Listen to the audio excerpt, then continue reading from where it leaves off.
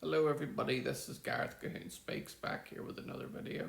I'd like you to hit the subscribe bar, give me a thumbs up if you like the video, or hit the notification bell to be notified when I post my next post.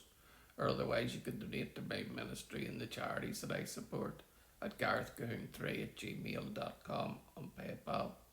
Or otherwise you can look me up on YouTube and scroll over down to the very bottom where you get to my created playlist so you can watch the videos that I watch on a daily basis and subscribe there.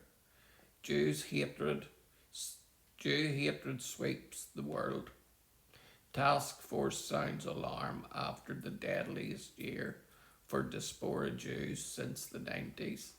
By the way, diaspora Jews simply means Jews that are living outside of Israel. A wave of hatred caused by the October 7th not receding but created a new elevated baseline.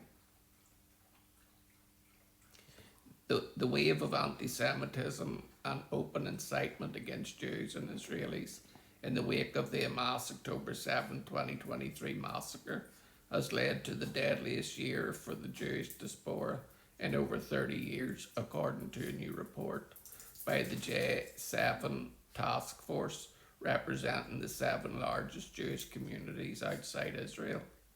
During the year 2025, anti Semitism deepened, broadened, and turned lethal. The task force wrote, stressing that every one of the anti Semitic attacks that killed 20 people in 2025 occurred in one of the J7 countries.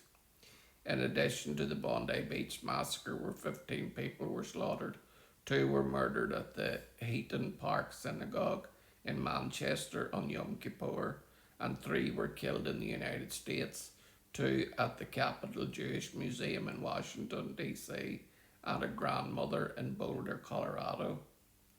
The last comparable peak of anti-Semitic killings came in the 90s when a Hezbollah-linked suicide bomb on July 18, 1994 killed 85 people at the AMIA Jewish Community Center in Buenos Aires. 2 years after a suicide bomber had attacked the Israeli embassy in Argentina, killing 29 people.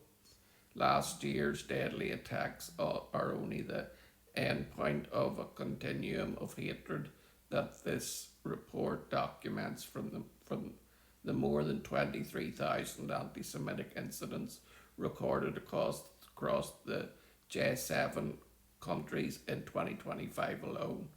Germany recorded 8,725 anti-Semitic incidents, the United States 6,274, the United Kingdom 3,700, Australia 1,654, France 1,320, Canada 788, and Argentina 713.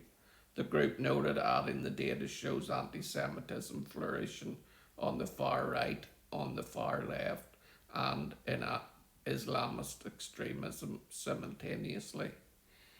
Even more worrying, the report issues a stark warning that the wave of hatred caused by the October 7th is not receding but rather created a new and persistently elevated baseline.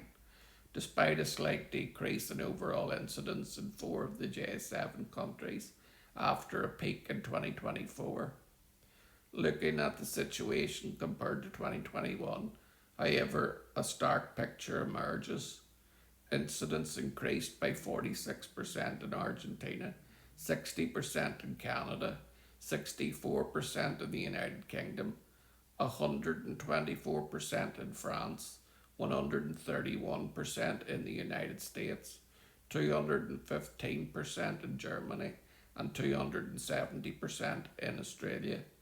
Per capita, Germany continues to record the highest rate of any J7 country by a substantial margin, reaching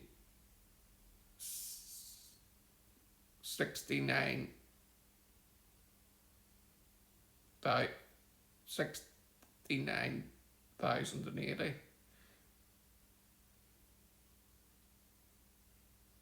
incidents per 1,000 Jewish residents in 2025, compared to 23,050 in 2021. Australia at a fifth 1414 per 1,000, and the United Kingdom at 1,182%. 1,000 represents the second and third highest rates, respectively. The report also identified several trends that characterised the experiences of all 7 Jewish communities. For example, all communities reported that they are increasingly hide their Jewish identity in public, which leads to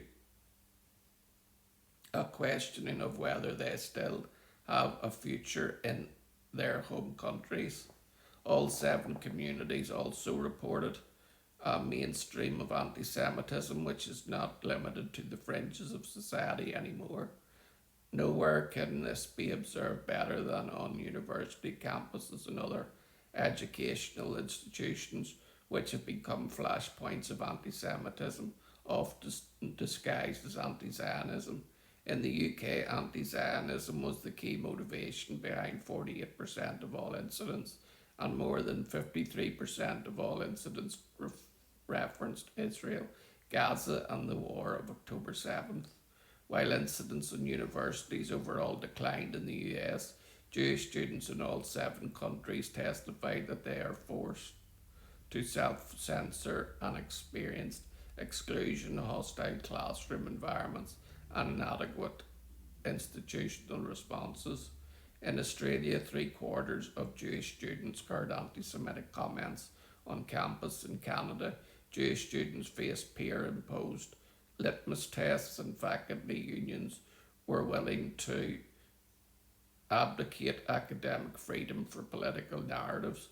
In the United States, 13% of Jewish Americans reported experiencing anti-Semitism in an educational institution. The report noted the sphere with the most openly hate-filled and violent rhetoric has been online. In Argentina, J7 partner organisation DAIA found that 66% of all incidents originated online, while Germany's RIAS documented a 16.6% rise in online incidents. Across all 7 countries, a new particularly menacing development is the weaponization of artificial intelligence to generate, amplify, and disseminate anti-Semitic content at scale. The report warned the American Defense League research found that 4 leading large language models, namely OpenAI, ChatGPT, Anthropic's Claude, Google's Gemini, and Meta's Llama, exhibited measurable anti-Jewish bias in English, and the AI video tools produced anti-Semitic outputs at least 40% of the time when tested. The report also included a special focus on a country with a high per capita rate within one of Europe's smallest Jewish communities, Ireland. Anti-Semitic incidents there remain largely absent from the official data and public policy frameworks. The report warned, adding that despite clear evidence of anti-Semitic incidents, Ireland has yet to develop a meaningful government response with no dedicated national framework, no systematic data collection, and no targeted policy measures in place. Summing up, the J7 report concluded that anti-Semitism remains an urgent and present threat for Jewish communities in the J7 countries. Come back for part 2 of this post in the next video.